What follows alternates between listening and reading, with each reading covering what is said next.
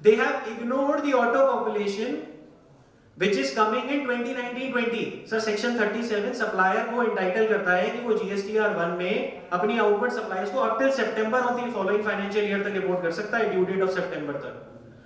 तो आपके भी केस में आपका क्लाइंट रेसिपिएंट है, उसके भी केस में उसके सप्लायर्स ने क्रेडिट ऑटो पॉपुलेट किया हुआ है, बट नेक्स्ट फाइनेंशियल ईयर में ऑटो पॉपुलेट हो रहा है, डिपार्टमेंट ने इग्नोर किया है। तो आपको एक अप टू डेट रिकंसिलिएशन बनानी है। This is factual position and in this case only from the difference of 35 lakh gets reduced to 15 lakh. 20 lakh का डिफरेंस यही है कि अप्रैल टू सितंबर में ऑटो पॉपुलेट हो रहा है और डिपार्टमेंट ने कंसीडर नहीं किया है। तो आपको सबसे पहले ये फैक्चुअल पोजीशन क्लियर करनी है कि मेरे क्लाइंट का कितना क्रेडिट नेक्स्ट पीरियड में ऑटो पॉपुलेट हो रहा है। देन सर लीगल पोजीशन क्या है?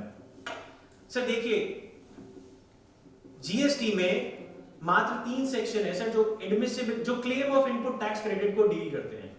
उसमें से सेक्शन 17 अपॉर्शनमेंट और ब्लॉक्ड क्रेडिट्स की बात करता है, और सेक्शन 18 स्पेसिफिक सिचुएशंस में एप्लीकेबल है कि आपका केस एग्जेम्प्ट टू टैक्सेबल हो गया या टैक्सेबल टू एग्जेम्प्ट हो गया या डीमर्जर अमैलगमेशन, इस तरीके के केसेस हैं।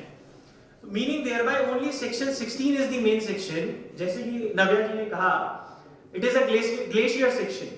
Section 16 subsection 1 says any registered person is entitled to claim credit of goods or services supplied to him in the course or furtherance of business, yes, subject to certain conditions and restrictions. Then section 16(2), it overrides the section 16(1) itself. It says notwithstanding anything contained in this section, credit allow नहीं होगा unless ये 5 conditions satisfied नहीं है। पहली condition, tax invoice possession में होना चाहिए sir. Second condition बताएं सर, गुड्स और सर्विसेज जो भी आपने अपने सप्लायर से ली हैं वो रिसीव्ड होनी चाहिए sir.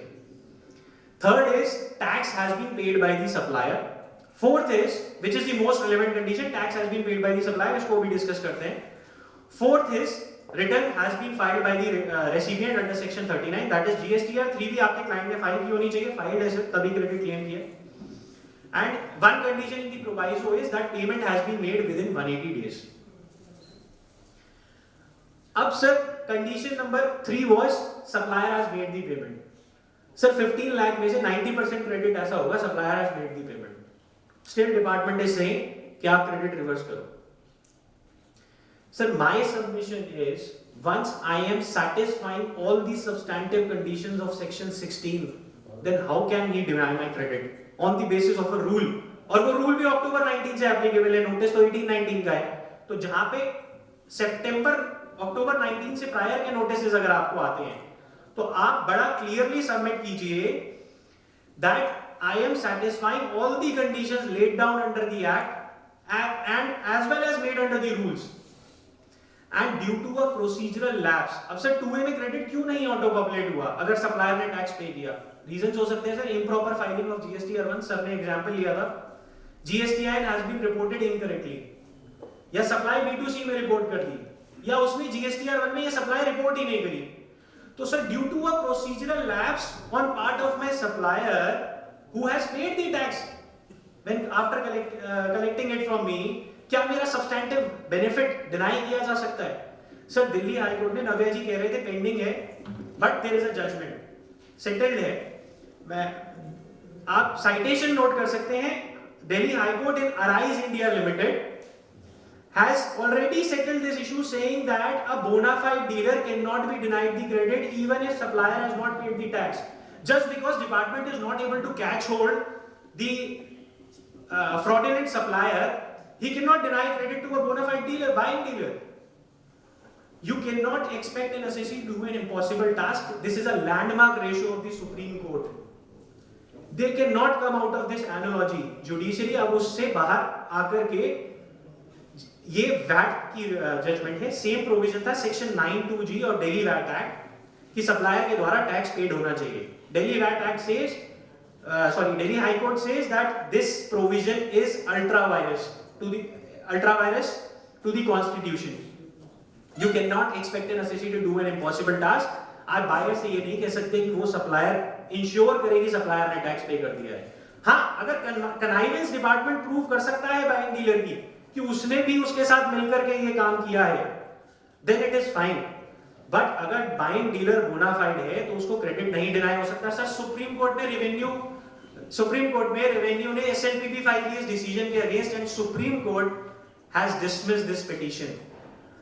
But what happened is Supreme Court has summarily dismissed this petition. Article 141 of the Constitution ये कहता है कि सुप्रीम कोर्ट जो डिसीजन देगा that will be the law of the land, but it should be a detailed order.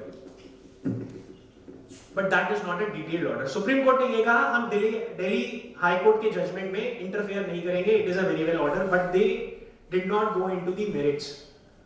अब यही problem हुई sir, अगर सुप्रीम कोर्ट डिटेल में डील कर लेता तो ये बेनिफिट जीएसटी में भी ऑटोमेटिकली मिलता, but supreme court has not got into the details and that is why again this litigation will go. अभी आपको नोटिसेस आ रहे हैं तो हमें रिप्लाई में जरूर ये सबमिट करनी है सारी बातें कि अगर सप्लायर ने टैक्स पे कर ही रखा है तो all the conditions of the law are getting satisfied and everything else is procedural lapse on part of the supplier. For that, I should not be denied the credit. But even if supplier has not paid the tax, then also there is a judgment of the Delhi High Court. That credit cannot be denied. So, अगर आपके किसी case में supplier ने tax पे भी नहीं कर रखा तो इस जजमेंट को यूज कीजिए.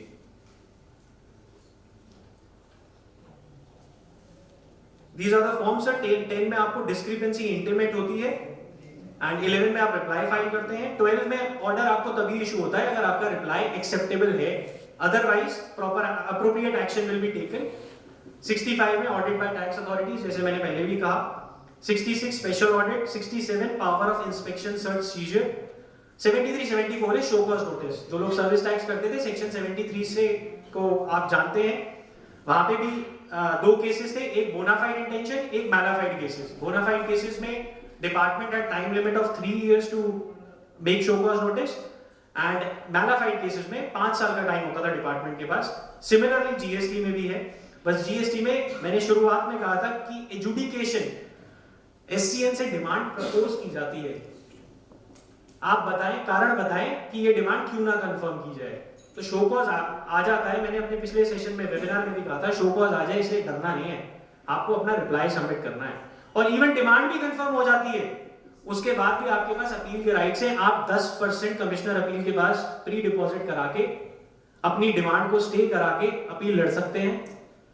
और अगर वहां से भी आप सेटिस्फाइड नहीं है, ऑर्डर आपके अगेंस्ट है, तो आप ट्रिब्यूनल में एडिशनल 10% जमा करा के, ये जीएसटी का बता रहा हूं मैं, प्री डिपॉजिट 10% एंड 20% आप ट्रिब्यूनल में अपनी अपील फाइल कर सकते हैं.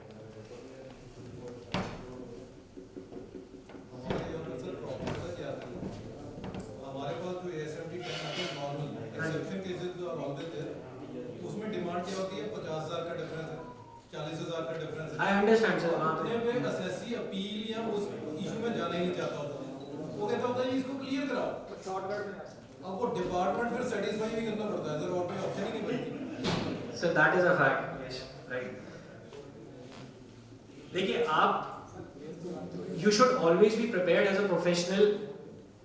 ठीक है, सारी चीजें इन प्लेस है, जीएसटी को बहुत ही ज्यादा बेसिकली डिपार्टमेंट को पावर दे दी है सारी 36(4) और अब आप देख रहे हैं 86(b), 21 में इतनी पावर्स दे दी रूल में कि वो कैंसिलेशन प्रपोज कर सकते हैं मेरा, सस्पेंशन तो without giving any opportunity of hearing देते हैं. तो ये सब चीजें चैलेंज होंगी before the high court, supreme court.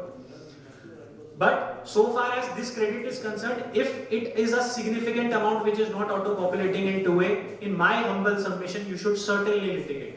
अगर आपके क्लाइंट ने सप्लायर को टैक्स पे किया हुआ है और बाकी सेक्शन 16 की कंडीशंस आप सारी सेटिस्फाई कर रहे हैं, then you should not give up. Yeah, but always you have to see the feasibility की अमाउंट क्या है, और लिटिगेशन कॉस्ट भी सर अपने आप में इन्वॉल्व होती है. एंड सर्टेनली इवन ट्रिब्यूनल तक भी रिलीफ मिलना बहुत मुश्किल है.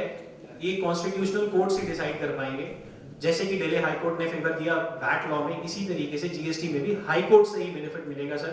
Tribunal, up till tribunal, these courts are bound by the law. They have to be within the law. These are statutory courts. Though they are following, this is also a principle, they follow the ratios laid down by the high courts, but certainly when this preposition will come कि two way में credit नहीं है और मिलना चाहिए rule 36 4 this and that, so it can also go up to high court. DRC 01A और DRC 01A. हाँ sir, DRC 01 is basically an intimation. DRC 01A is pre-SCN consultation. Sir CBIC ने एक circular निकाला था, service tax regime से वो circular है, और उसके बाद 2018 में भी आया कि अगर आप किसी भी शो कॉज नोटिस में 50 लाख से ऊपर की लायबिलिटी प्रपोज करते हैं तो आपको प्री-SCN कंसल्टेशन असेसी से करनी जरूरी है. शो कॉज नोटिस, अगर आप दिल्ली हाई कोर्ट का जजमेंट है, अगर आपने show cause notice without doing consultation issue कर दिया, then SCN is bad in law, it will be quashed. कोई डिमांड सस्टेन नहीं करेगी. तो अगर किसी शो कॉज नोटिस में 50 लाख से ऊपर की डिमांड है और SCN इशू करने से पहले कोई कंसल्टेशन नहीं करी, then it will go. Sir हमारे केस में तो DRC 01A है, उसमें 25 लाख के केस में इशू किया और एक 70,000 के केस में इशू किया. सर DRC 01A उन्होंने इशू किया है, आप बिल्कुल उनसे जाके मिल सकते हैं, बट वो फाइनली सेक्शन 73 या 74 में शो कॉज नोटिस देगा आपको. सर हमने तो उसको सेटिस्फाई कर दिया, लेकिन वो बात और सेटिस्फाई होना चाहिए. सर सेटिस्फाई करना आपको मुझसे ज्यादा अच्छा आता होगा.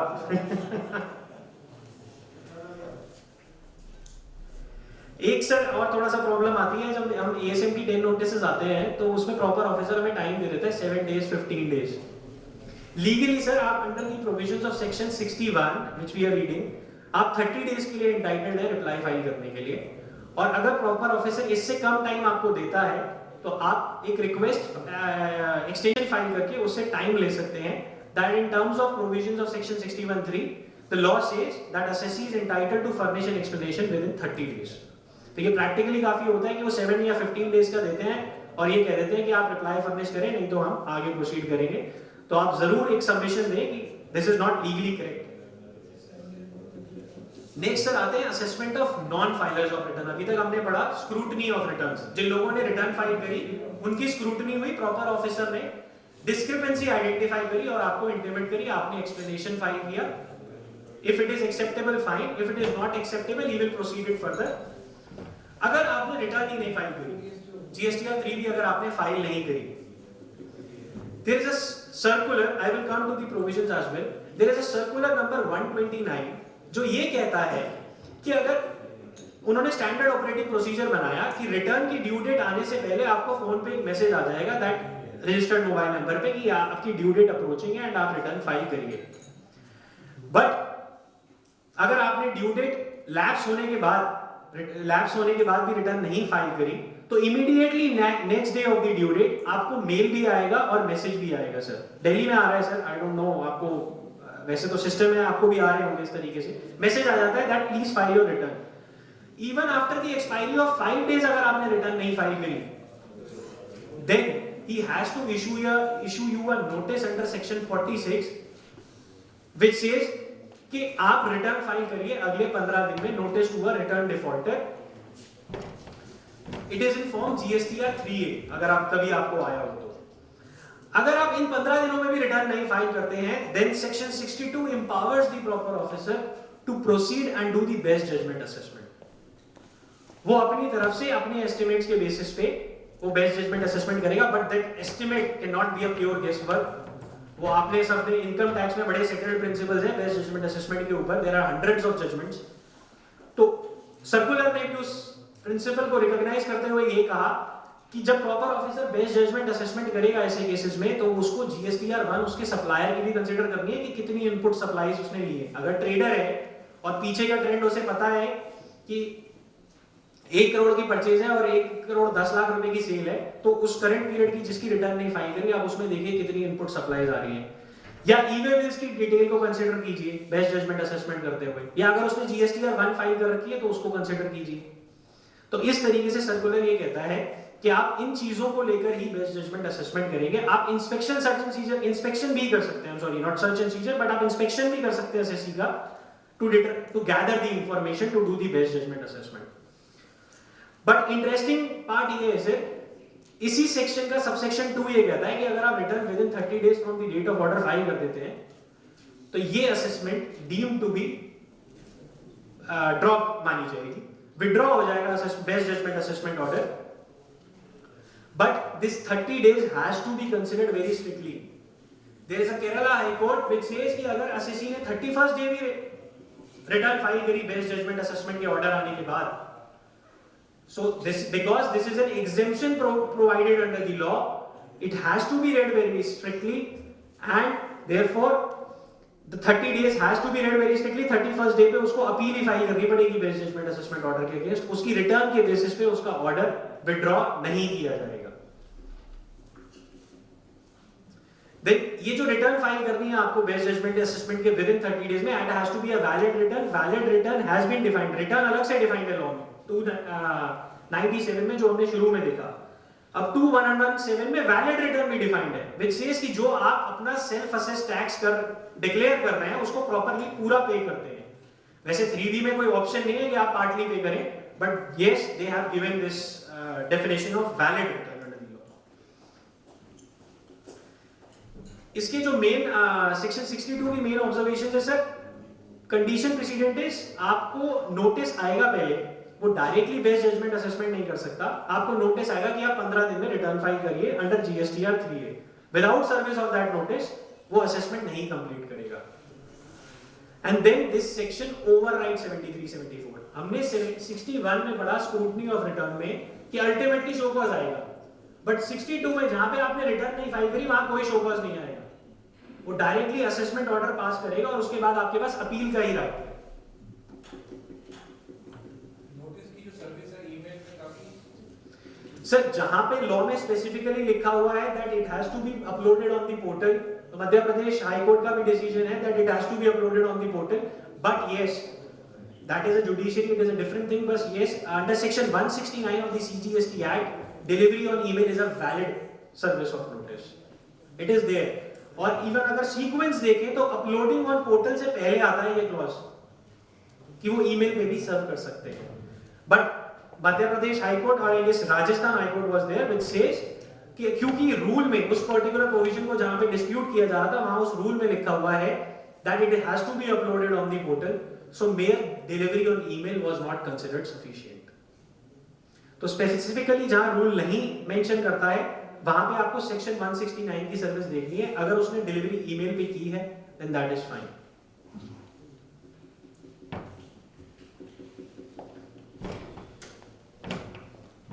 जैसे कि मैंने कहा कि 62 में आपको कोई सेपरेट नोटिस नहीं आएगा, रिटर्न डिफॉल्टर वाला नोटिस आएगा 3A में, और उसके बाद डायरेक्टली असेसमेंट ऑर्डर पास कर दिया जाएगा.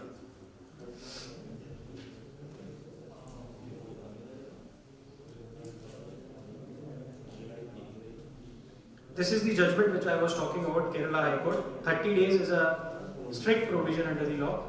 आपको 30 days में ही वैलिड रिटर्न फाइल करनी है from the date of assessment order. Then these are some established principles in best judgment, which says that best judgment does not depend upon the arbitrary caprice of judge. Basically, there has to be evidence on which he is doing the best judgment assessment. ऐसे ही नहीं है, pure case work नहीं हो सकता best judgment assessment.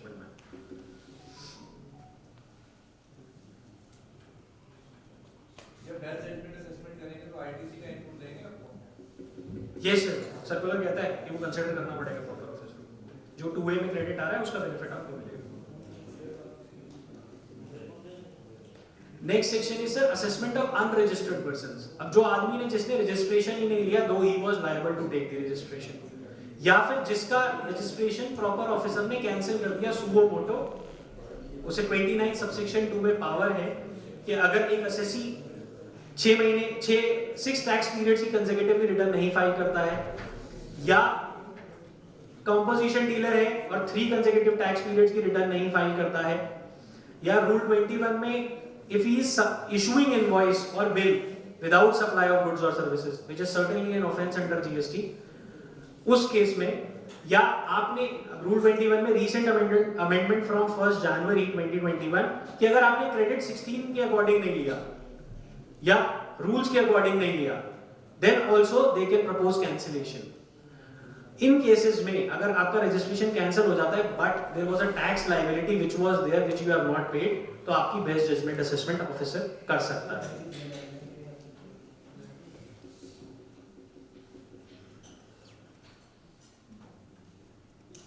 So he can consider third party sources like income tax, ROC, etc. or such seizure proceedings can be initiated to gather the necessary information for best judgment.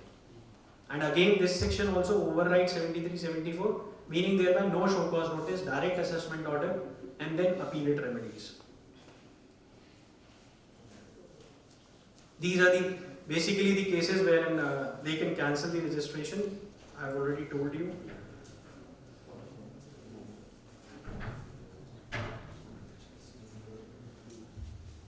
ये section से section 64, ये थोड़ा सा important section है. Summary assessment in certain special cases. आपने return भी file कर दी, आपकी रिटर्न में कोई डिस्क्रिपेंसी भी नहीं है, अनरजिस्टर्ड और नॉन फाइलिंग ऑफ रिटर्न वाली बात नहीं आती, बट प्रॉपर ऑफिसर के हाथ में कोई ऐसा एविडेंस आ जाता है जिससे आपकी लायबिलिटी डिटरमाइन होती है और उसके पास रीजंस टू बिलीव है कि अगर वो इस असेसमेंट को जल्द से जल्द कंफर्म नहीं करेगा और प्रोसीडिंग्स को 73-74 में ले जाएगा शो कॉज नोटिस में बेसिकली, तो बहुत टाइम लग जाएगा and by that time it will affect the interest of revenue, the person will be absconding and recovery will not be successful. तो उस केसेस में prior approval of additional commissioner और joint commissioner ही can do the summary assessment. But अब यहां पे क्या हो रहा है sir, department can take it as a regular feature और शो को 73 और 73(4) को ना कंसिडर करके वो हर केस में ये कहने लगेगा कि ये एसएससी भाग जाएगा और रिकवरी इनिशिएट नहीं हो पाएगी. तो I have sufficient grounds to believe that this will be detrimental to the interest of revenue और मैं अभी असेसमेंट ऑर्डर पास कर रहा हूं डायरेक्टली, यानी कि डिमांड आपकी इनिशियल स्टेज पे कंफर्म कर दी without issuing you a show cause notice. So certainly there is a subsection 2 under this section which says कि अगर आप इस तरीके के ऑर्डर के within 30 days एक एप्लीकेशन फाइल करते हैं बिफोर द एडिशनल कमिश्नर और जॉइंट कमिश्नर कि ये जो प्रोसीडिंग इनिशिएट की गई है दिस इज एरेनियस, यानी कि आपको ये एस्टैब्लिश करना होगा that the person will not abscond, he will not flee away, there is an existence of the business since last 15 years. ऐसा आदमी नहीं भागेगा. अगर कोई लायबिलिटी है भी तो that can be recovered under section 73-74 by issuing you a show cause notice by this provision. So उस बेसिस पर हम एक एप्लीकेशन फाइल करके ऑर्डर को erroneous डिक्लेयर करा सकते हैं and then the proper officer has the power to proceed under 73 or 74.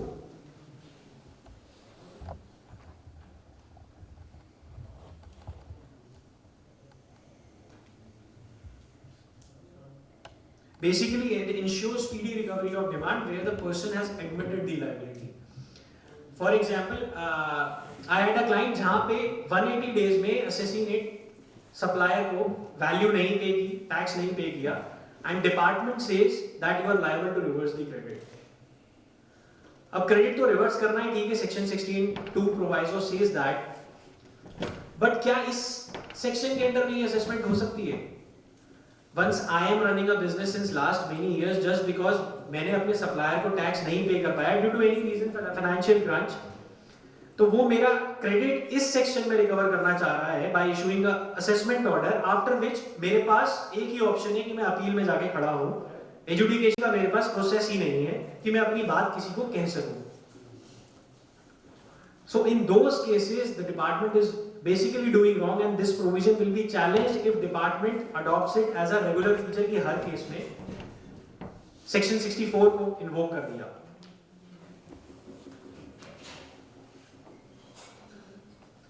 Then sir, I am taking this at last self assessment and provisional assessment.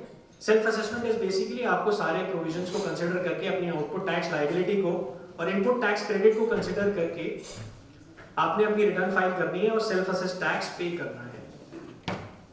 अब इसमें जो एक इंपॉर्टेंट बात ध्यान रखने वाली आती है सेक्शन 49(8) which says कि अगर आपने कोई सेल्फ टैक्स पे किया है और पिछले पीरियड की सेल्फ असेस लायबिलिटी पेंडिंग थी, तो then it will be attributed first towards the past dues, then the current dues and then any other dues pending under the law. तो पहले पिछले पीरियड के ड्यूज सेटल होंगे, उसके बाद करंट पीरियड के ड्यूज सेटल होंगे and then any other demand which is being proposed by the department. Then sir, basically there is a provision 75(12) which says अगर आपने कोई टैक्स सेल्फ असेस कर दिया अगर आपने जीएसटीआर 1 में अपनी लाइबिलिटी सेल्फ असेस कर दी और 3B में वो टैक्स पे नहीं किया, तो department has the power to invoke recovery proceedings directly without issuing a show cause notice. Then section 80 says that अगर आपकी कोई भी डिमांड है तो आप उसे इंस्टॉलमेंट्स में पे कर सकते हैं by making an application to the additional commissioner. आप उससे फैसिलिटी ले सकते हैं कि आप 24 मंथ्स में इसे इंस्टॉलमेंट में पे कर दें, बट सेल्फ असेस टैक्स पे जो आपने लायबिलिटी डिक्लेयर कर दी 1 पे, उस पे ये प्रोविजन एप्लीकेबल नहीं है। However, Kerala High Court in one of the cases has allowed payment of self-assessed tax, in fact, in installments.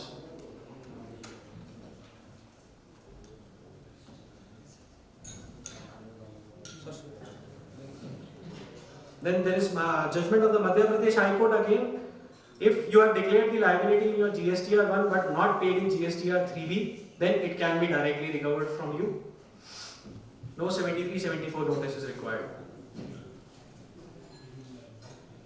Then sir, we have a concept of provisional assessment. इसी case में अगर liability तब निकलती है मान लो कि कुछ क्रेडिट नोट्स है तो अपलोड नहीं है। Sir, that you can explain. That you can always explain to the officer कि क्या वो लीड करती है वो हमें जिसकी टैक्स रिकवरी डाले रिगार्डिंग क्रेडिट जो हमने पार्टी को फिजिकली किए लेकिन बाद में अपलोड नहीं किए, क्या वो उसमें से within the time limit. क्या वो कह सकता है कि आप इसके आगे टैक्स जमा लगाओ? नहीं सर, नहीं कह सकता। आपको वो credit note show, but it has to be a credit note issued under section 34 GST credit note होना चाहिए। अगर आपने नहीं रिपोर्ट किया then that is a misreporting के बेसिस पे डिमांड कंफर्म नहीं की जा सकती। सर वो उसे समझाना पड़ेगा। देखिए सर, डिपार्टमेंट के चश्मे का रंग लाल होता है और एसएससी के चश्मे का रंग हरा होता है। वो कह रहा है, वो इस बात का बहस कर रहा है कि अगर आपने जमा नहीं कराया तो हमारा मतलब क्या आपको ऐसे इशू कर देगा। वो इस बात का आपका अच्छा, हमारा मतलब क्या है? आपको ऐसे इशू करने का अगर आपने जमा ही नहीं करवानी है। नहीं, that you will have to explain again कि भाई हमने क्रेडिट नोट इशू कर रखा है एंड मेरी बुक्स ऑफ अकाउंट के अकॉर्डिंग इतनी रेवेन्यू बनती है और उस पे मैंने ड्यू टैक्स पे कर रखा है। तो credit note when it has been accounted for in the books of account, it has been statutory audited, then it has to consider, department should consider. वो कह रहा है कि मैं इसको एडिशन में डाल रहा हूं और अपील में छुड़ाते रहना। सर वो नवेद जी ने एग्जांपल दिया था ना, एक फैक्ट्री में फ्रिज लगा हुआ है, दूसरी में नहीं लगा हुआ है, एक में नहीं लगा हुआ है, दूसरी में लगा हुआ है, तो वहां पे वो डिसअलाउ कर रहा है, बट ऐसा है नहीं सर। लीगल प्रोपोजिशन ये नहीं है सर। डिपार्टमेंट इंप्लीमेंटिंग एजेंसी होती है, इंस्पेक्टर होते हैं, सुपरिटेंडेंट होते हैं, कई बार असिस्टेंट कमिश्नर लेवल पे we are able to convince them, कई बार assistant commissioner even are not considering our submissions. तो इसीलिए सर ट्रिब्यूनल्स बने हुए हैं।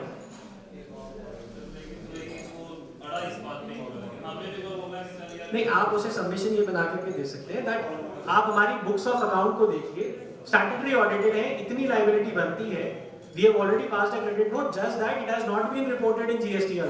दिखा दिया अब 1 महीने की जो सेल है वो तकरीबन 2.5 करोड़ रुपए है, उसमें अब राउंड ऑफ में सर दिल्ली आ जाओ, फिर मेरे पास रजौरी घाट में। वो कहता 5,000 का फर्क क्यों है जी, हम उसमें और उसमें रिटर्न बोल रहे हैं कि यार राउंड ऑफ है 2.5 करोड़ की सेल है, तो इतना राउंड ऑफ चल जाता नहीं थोड़ा सेटिस्फाई नहीं कर रहे ना। ऑफर है क्या सर? हाथ मिला लो ना सर, हाथ मिला लो उससे। बोल रहे हैं नहीं सर कोरोना में नमस्ते करके मिलो। उसे रहेगा छोटा या रात में कर देंगे आपने करने नहीं साड़ी को डिफरेंट नहीं होती।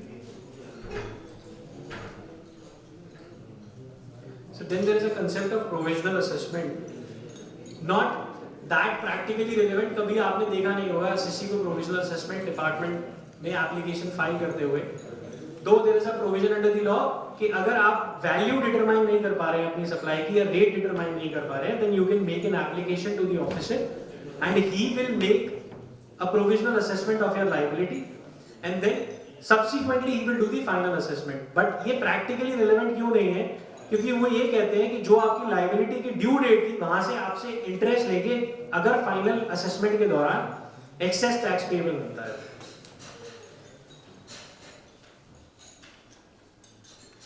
बट सर्टेनली अगर आप प्रोविजनल असेसमेंट अप्लाई कर देते हैं, कहीं क्लासिफिकेशन का डिस्प्यूट है एंड आप डिपार्टमेंट से रेट पूछ लेते हैं और डिपार्टमेंट आपको एक स्पेसिफिक रेट किसी कमोडिटी का 12% बता देता है बट देयर इज फाइनली किसी दूसरे केस में हायर फोरम का ये व्यू है कि वो 18% पर टैक्सेबल है, तो penalty can not be imposed upon you because you have already disclosed your facts to the department. आपने कोई मैनिफाइड इंटेंशन नहीं है, आपने कुछ छुपाया नहीं है डिपार्टमेंट से. So provisional assessment versus advanced ruling. Advanced ruling का scope थोड़ा wide है. Though now we are not advising to take advanced ruling. Pro revenue officers हैं, they are always coming against. 90% of the rulings are against. तो provisional assessment हम सिर्फ दो cases में कर सकते हैं. रेट और वैल्यू अगर डिटरमाइन करना है. एडवांस रूलिंग में रेट और वैल्यू को हम डिटरमाइन कर ही सकते हैं. बाकी क्लासिफिकेशन, वैल्यू ऑफ सप्लाई और इस तरीके से कई सारे केसेस हैं जहां पे हम एडवांस रूलिंग ले सकते हैं. बट जहां अगर आप एडवांस रूलिंग लेने जा रहे हैं, बट सर्टेनली अगर provisional assessment will be a better option because provisional assessment का order is appealable up till Supreme Court. लेकिन एडवांस रूलिंग अगर एक बार आ गई तो उसके बाद appellate authority of advance ruling एक ही फोरम है जहां पर आप अपनी अपील फाइल कर सकते हैं and then that order will be binding on you. High court में रिट पिटीशंस फाइल्ड है. हाँ, दे आर स्टेइंग बट कोई फाइनल ऑर्डर नहीं है जहां पे उन्होंने निगेट किया हो. In fact one of the high court says that sir आपको शायद केस रिमेंबर कर पा रहे होंगे लेकिन रिसेंटली उन्होंने कहा है कि we will not interfere with the ruling of the advance authority. Right sir.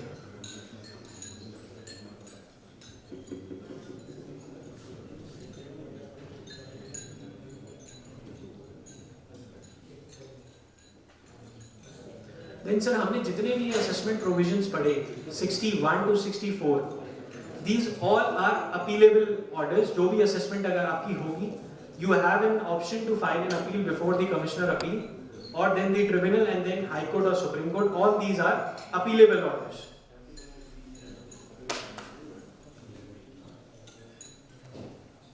एक चीज और ध्यान देने वाली है सर, ये जितनी भी असेसमेंट्स हैं, मैं आपको एक एग्जांपल दूंगा. सर्विस टैक्स में 2012 तक पॉजिटिव लिस्ट था and after 1 July 2012 negative list came into existence. But 12, 13, 14 के जब डिपार्टमेंट ने शो कॉज नोटिस सर्विस करने शुरू किए तो इनिशियली वो रेलेवेंट चार्जिंग सेक्शन इन्वोक करना भूल गए. वो चार्जिंग सेक्शन इन्वोक करते थे पॉजिटिव लिस्ट रजीम वाला, दैट वाज सेक्शन 66 और एप्लीकेबल प्रोविजन वाज 66B. सिर्फ इसी डिफेक्ट के कारण कई सारे ऑर्डर ड्रॉप किए गए बाय दी जुडिशियल अथॉरिटीज. अब जीएसटी में एक प्रोविजन लाया गया कि अगर इस तरीके की मिस्टेक, डिफेक्ट या ओमिशन की वजह से कोई भी प्रोसीडिंग इनवैलिड डिक्लेयर नहीं की जाएगी, B it assessment, B it appeal, B it revision, anything. तो ये प्रिंसिपल लॉ में ही ले आए कि किसी भी डिफेक्ट, ओमिशन, माइनर मिस्टेक की वजह से अगर in pith and substance that proceeding is valid, liability SSC की है, तो आप मेरिट्स पे केस लड़िए. बट आप इस बेसिस को चैलेंज नहीं कर सकते कि टेक्निकल डिफेक्ट की वजह से ये ऑर्डर ड्रॉप होना चाहिए. Then there is subsection 2 of this section 160 which says, suppose मैं भी जलंधर में रजिस्टर्ड हूँ, पीयूष जी भी जलंधर में रजिस्टर्ड है. अब शो कॉज नोटिस इशू करना था मेरे को, बट वो सर सेम जुरिस्डिक्शनल अथॉरिटी है, वो सर कर गया पीयूष जी को. पीयूष जी मेरे को जानते थे, पीयूष जी ने वो नोटिस मेरे को दे दिया. मैंने उस नोटिस का रिप्लाई डिपार्टमेंट को सबमिट कर दिया. अब मैं एट अ लेटर स्टेज ये चैलेंज नहीं कर सकता that it was a wrong service of notice.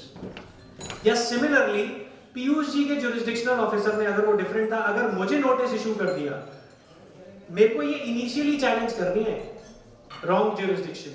अगर मैंने एक बार रिप्लाई सबमिट कर दिया या मैं नोटिस के अगेंस्ट एक्ट अपॉन कर गया, तो फिर then at a later stage I can not counter it.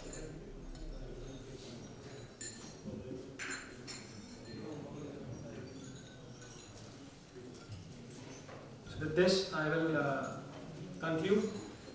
एक सर हमने जब नवेद जी सेशन ले रहे थे तो आपका एक क्वेश्चन आया था गिफ्ट्स को लेकर के, इसको थोड़ा सा मैं डील करना चाहूंगा. I am submitting my views. 17.5.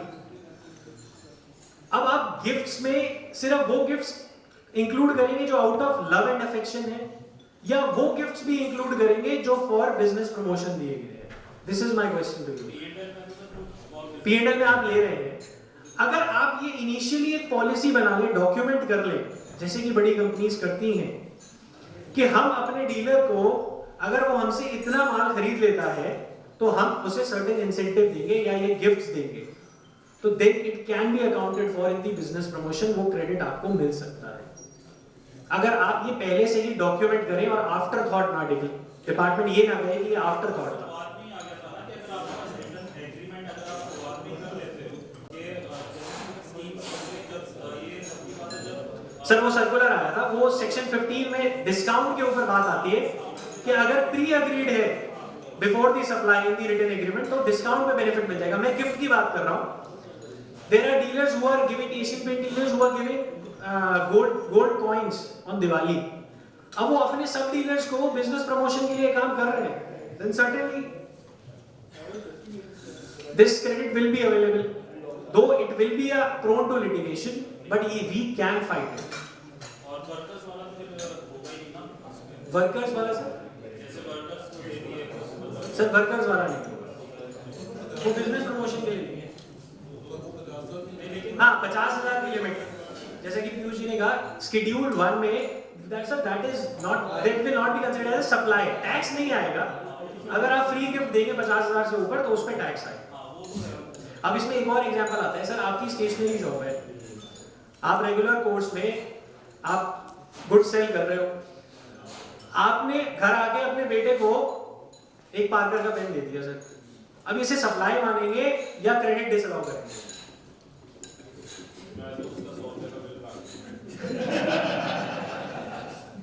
Sir section 17(5) में भी ये प्लग होता है गिफ्ट, और ये डीम्ड सप्लाई भी है because he is a related person, schedule 1। मैं कैश का बिल काटता हूं, बेटर भी हाँ सर बिल्कुल। किस वैल्यू का काटोगे? सर बहुत कुछ काटने रहता है जो में एडजस्ट हो जाएगा। तो इस तरीके से sir in my view supply comes first and then ITC comes. तो अकॉर्डिंग टू मी लीगली अगर देखा जाए तो उस सप्लाई में मुझे टैक्स देना चाहिए, क्रेडिट ले लेना चाहिए। ये बेकरी शॉप जिनकी होती है ना उनमें सबसे ज्यादा होता है सर एक और चीज जैसे कैलेंडर डायरी है जहाँ पे कंपनी का नाम आ रहा है। सर। हाँ सर कैलेंडर डायरीज अगर कंपनी का नाम आ रहा है आपको क्रेडिट मिलेगा, इट इज बिजनेस प्रमोशन। ये एक सर्कुलर भी है, उससे भी रेफरेंस ले सकते हैं आप, जहां पे उन्होंने ये कहा कि अगर एक लाला जी ने डोनेशन दी और एक लाइब्रेरी बनवाने के लिए, अब लाइब्रेरी के बन गई, उसके बाहर कंपनी का बोर्ड लगवा दिया उनकी sir, then it is a supply, it is a consideration जो लाला जी ने दी, वो एक्स ग्रेशिया नहीं है सर, वो एडवर्टीजमेंट हो गई, उस पर टैक्स लग जाएगा। लेकिन यही लाला जी अगर ये कह देते हैं कि आप मान लीजिए उनकी स्वर्गवासी माता जी के लिए वो बनवा देते हैं, उस पर उनका नाम लिखवा देते हैं in the loving memory of, तो सर फिर ये सप्लाई नहीं बनेगी, ये कंसिडरेशन नहीं बनेगी, क्योंकि क्विड प्रो क्वो नहीं है। सर एक तो हमारा हमने क्रेडिट नोट इशू किया, लेकिन पार्टी ने आगे क्या किया तो हमें बिल कर दिया, तो वो हमारे टूल में आ गया। क्रेडिट नोट आपने इशू किया, हमारी ऐसे जब से हमने सेल की तो सेल में डाल होगी तो हमने क्रेडिट नोट इशू कर दिया। ठीक है पार्टी ने क्या किया, उसको उसी माल को उसने हमें बिल कर दिया। वो सर, दोनों में से एक ही काम कर सकते हैं, या तो आप क्रेडिट नोट इशू कर दें और या उससे बिल ले लें, या तो आप अपनी लायबिलिटी एडजस्ट कर लें और वो अपना क्रेडिट रिवर्स कर दें, या फिर आप उससे बिल ले लें और आप उसका क्रेडिट ले लें। अच्छा, अब जो ऑफिसर है वो क्या फैसला करें कि आपके केस में प्रॉपर ऑफिसर छोटी छोटी बातों पे ज्यादा तंग कर रहा है। वो कह रहे हैं कि आप उसके पे टैक्स जमा करवाओ, क्योंकि उसने जो सप्लायर ने की उसने ना अपना इनपुट रिवर्स नहीं किया। हमने क्या किया, अपना टू दिखा दिया, हमने क्रेडिट नोट इशू किया था, ये हमारा टू है, उसने हमें बिल कर दिया। सर, आईटीसी दी उसने अपनी आउटपुट बढ़ा दिया। सर इन तरीके के केस, इस तरीके के केसेस में आपको पहले ही म्यूचुअली डिसाइड कर लेना चाहिए, either one of the option should be available, या तो उससे बिल ले लो और आप क्रेडिट ले लो, या फिर आप क्रेडिट नोट इशू करके अपनी लायबिलिटी एडजस्ट कर लो।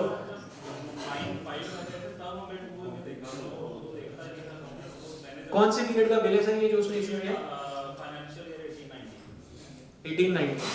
क्रेडिट ले लो सर 13 की, क्या कहते हैं आज की डेट में 3B में वो 16(4) उसको तो हम मिटिगेट कर ही देते हैं कि 1890 का 1920 में लिया, 1920 का 21 में लिया, वो मैं करके 9C फाइल कर चुका हूं, 9 फाइल कर चुका हूं। अब वो क्रेडिट ले लिया है आपने? नहीं, वो अलग था उसका लिया, इसका तो नहीं लिया, क्योंकि सर देखो, जहां वो प्रॉपर ऑफिसर की कंटेंशन है ना, वो ठीक है, सेक्शन 34 के अंदर वो बाउंड है। वो ये कहता है कि अगर सामने वाले ने जब तक क्रेडिट रिवर्स नहीं किया, आप अपनी लायबिलिटी एडजस्ट नहीं कर सकते। तो अगर उसने नहीं किया है तो ये आपको पे करना पड़ेगा और उसका क्रेडिट ले ले या फिर फाइट करें। हाँ, आप क्रेडिट ले लो ना उसका।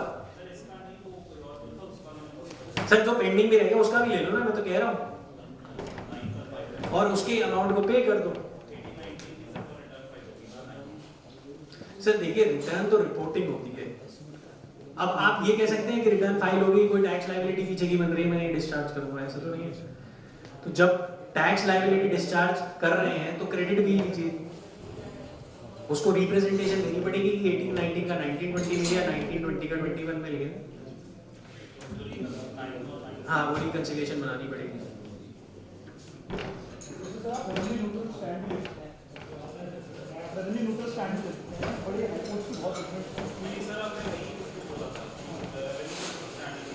रेवेन्यू न्यूट्रल पे डेफिनेटली सर स्टैंड ले सकते हैं। थोड़ा सा मिक्स्ड व्यूज है जुडिशियरी के। रेवेन्यू न्यूट्रल पे जजमेंट्स ये भी है कि डिमांड कंफर्म कर देते हैं, बट ये कह देते हैं एक्सटेंडेड पीरियड की डिमांड नहीं कंफर्म होगी।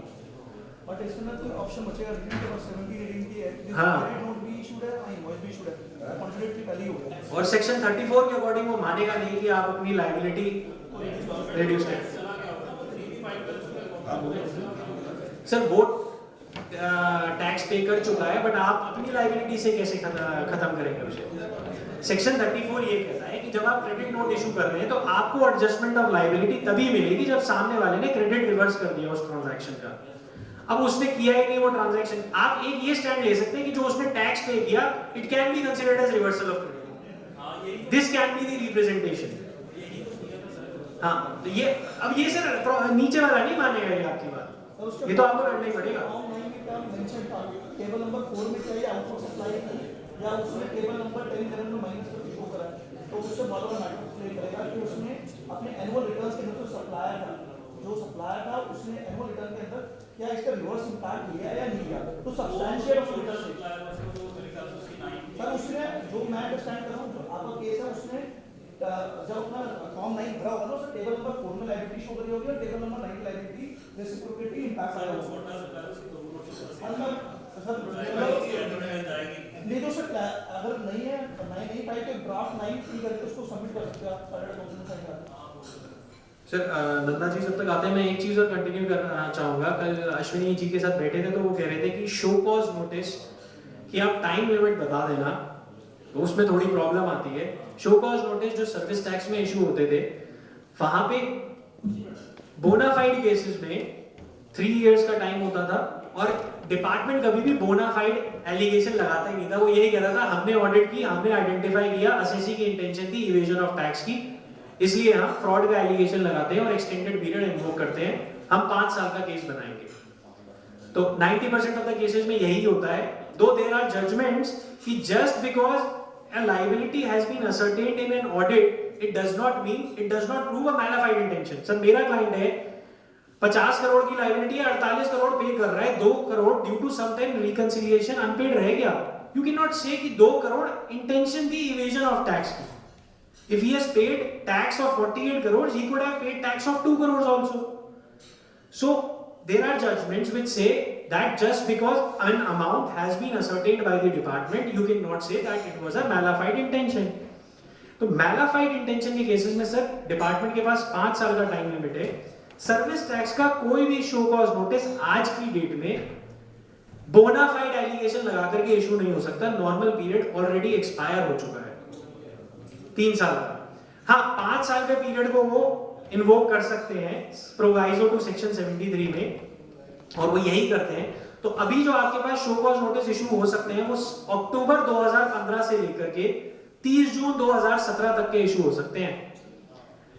फर्स्ट हाफ ऑफ 15-16 भी 31 दिसंबर को एक्सपायर टाइम बार हो गया। अगर इस पीरियड का कोई शो कॉज नोटिस आपको आज की डेट में आता है तो ये मान लीजिए कि ये डिमांड जाएगी ही जाएगी, सस्टेन कर ही नहीं सकती, और वो डिमांड आपकी इनफैक्ट पहले ही एजुडिकेशन में ही खत्म कर दी जाएगी क्योंकि वो सेटल्ड प्रिंसिपल है।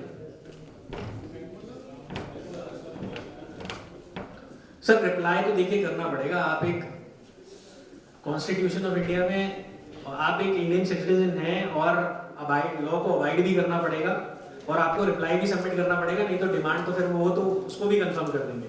लेकिन सर कुछ केसेस में क्या है कि रिप्लाई है वो कह रहे हैं आपने शो कॉज इशू कर दिया, आप रिप्लाई वही रखो। हमने हाँ शो कॉज इशू कर दिया, अब तो आपके पास रिप्लाई करना है आपने। ये last date of the submission था, I was visiting to the department, but it is told me कि आप हमारा शो कॉज हम इशू कर रहे हैं, सो दैट्स व्हाई आप इसको रिटेन कीजिए, आफ्टर दैट शो कॉज के बाद शो कॉज इशू हो गया ना सर, हो गया।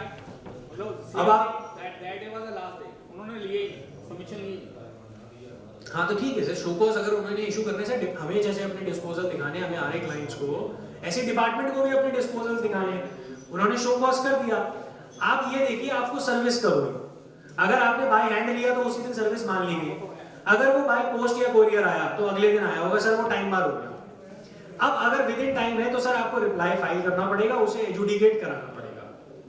अगर आपके केस में केस स्ट्रॉन्ग नहीं है तो आप टाइम ले सकते हैं डिपार्टमेंट से, अपने एसएससी को ये कह सकते हैं कि हम टाइम लेकर के चलेंगे और धीरे धीरे वो अपना केस मैंने बनाएंगे। आउट ऑफ द वे आगे पता किया था तो उनको वो कहने लगे नेक्स्ट हम आपको शो कॉज इशू नहीं किया क्योंकि आपका figure was that show cause issue ही नहीं किया तो सर फिर तो कोई डिमांड ले ही नहीं सकते वो आपसे। सबमिशन ली ना, सबमिशन भी नहीं दिया मैंने। सर अगर शो कॉज नहीं इशू हुआ तो कोई अमाउंट रिकवर नहीं हो सकती।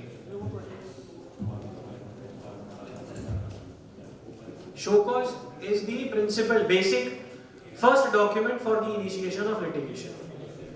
सिर्फ सेक्शन 62, 63 जो हमने आज पढ़े उसी में डायरेक्ट असेसमेंट ऑर्डर सर्व करके शो कॉज की प्रोसीडिंग को खत्म कर दिया, आप डायरेक्ट अपील फाइल करो। फिर वो अनरजिस्टर्ड पर्सन और नॉन फाइलर्स ऑफ रिटर्न्स के केस में है, बाकी सारे केसेस में चाहे स्क्रूटनी ऑफ रिटर्न भी होगी तो भी शो कॉज इशू होगा अल्टीमेटली।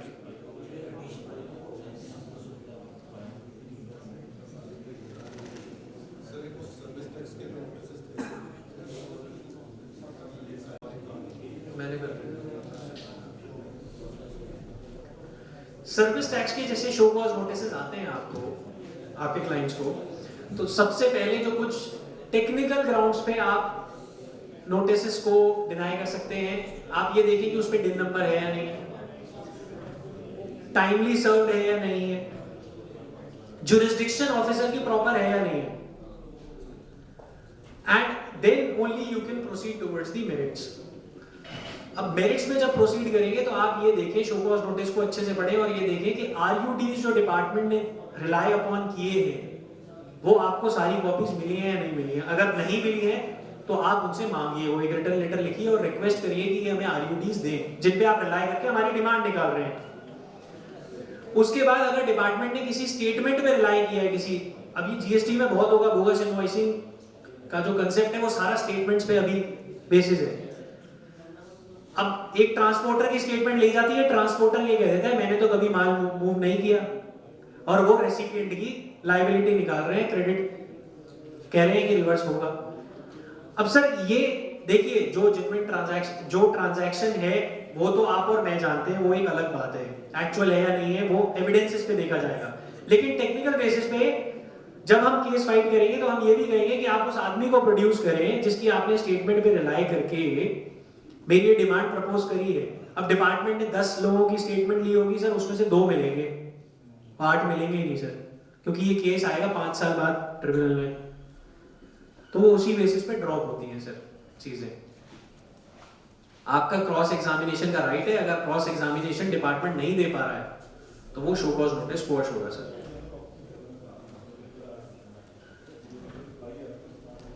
देन मेरिट्स पे आपकी एग्जेम्पशंस के रिस्पेक्ट में अगर आपके एससीसी कोई एग्जेम्पशन अवेल कर रहा है अंडर द लॉ, जीएसटी कोई नोटिफिकेशन की एग्जेम्पशन ले रहा है, गुड्स की एग्जेम्पशन नोटिफिकेशन है 2/2017 सेंट्रल टैक्स रेट, सर्विसेज में एग्जेम्पशन नोटिफिकेशन है 12/2017 सेंट्रल टैक्स रेट, प्राइमरीली सारी एग्जेम्पशंस इन्हीं में है गुड्स और सर्विसेज की।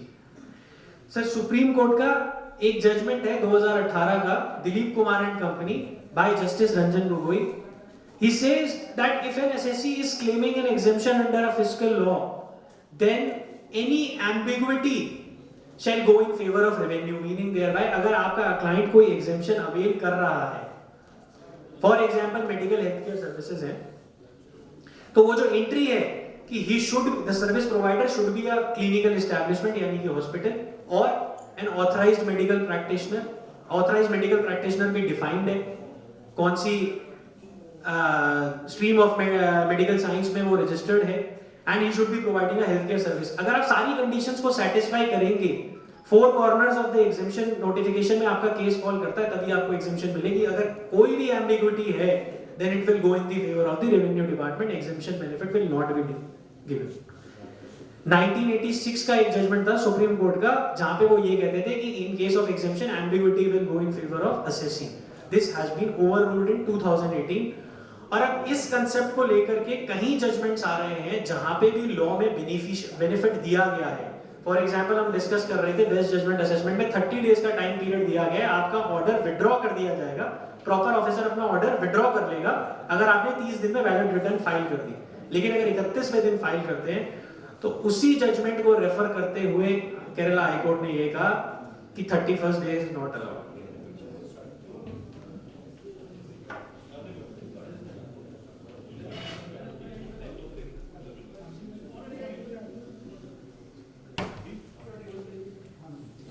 Sir, I will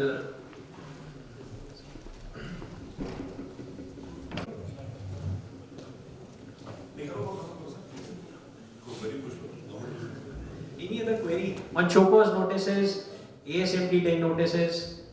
एक सिचुएशन है, असेसी ने शो कॉज नोटिस का tax during the scheme period जमा कराया क्योंकि स्कीम आई थी. हाँ जी सर. तो उस टाइम पर स्कीम फर्स्ट जुलाई से शुरू हुई थी. जी सर, 1 अगस्त से सर. फर्स्ट अगस्त से, उसके बाद उसने 7 तारीख को जमा कराया टैक्स. ठीक है sir. During the course of assessee meetings की डिपार्टमेंट के साथ टैक्स जमा करा दो तो जो case will be over. Verbally recommended during the scheme period. Assessee did not out for the scheme. Scheme में तो टैक्स बहुत कम था और इंटरेस्ट पेनल्टी देगी.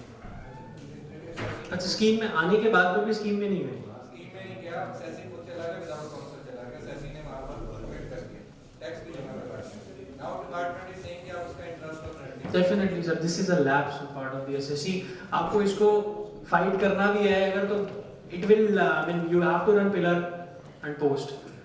अगर आपने एप्लीकेशन ही फाइल नहीं करी एसपीएलडीआर में, सबका विश्वास लेके डिस्प्यूट रेजोल्यूशन में, और उसने अमाउंट पे कर दिया, तो ये वही वाली बात है कि जिसका लोन माफ हो जाता है वो हो जाता है, जिसने पे कर दिया वो कभी वापस नहीं आता. ये तो वेवर स्कीम थी सर. सबका विश्वास में अगर उन्होंने नहीं एप्लीकेशन फाइल करी तो वो बेनिफिट लेना बहुत मुश्किल है. अगर आपका केस शो कॉज नोटिस आता है और आप अमाउंट एडमिट करते हैं तो देयर इज अ प्रोविजन कि आप 30 डेज में अमाउंट डिपॉजिट करा दें. और शो कॉज नोटिस भी नहीं आया, असेसी उससे पहले जमा करवा दी. हाँ तभी ना सर, शो कॉज नोटिस के अगर 30 दिन के अंदर जमा करा दिया होता तो वो पेनल्टी नहीं मांगता, 15% पेनल्टी देके खत्म हो जाता केस. शो कॉज नोटिस बाद में आया सर, अब आया, पहले नहीं आया, पहले इंक्वायरी में जमा करा दी. तो फिर शो कॉज किस बात का? शो कॉज बाद में आया कि आप इंटरेस्ट जमा कराओ. इंटरेस्ट हाँ तो सर वो एसपीएलडीआर फाइल नहीं करी ना. अगर ऑडिट मेमो के फाइनलाइजेशन के बेसिस पे एसपीएलडीआर फाइल हो रही थी तो वो नहीं फाइल करी तो अब वो फाइट करना पड़ेगा. ऐसे केसेस हैं.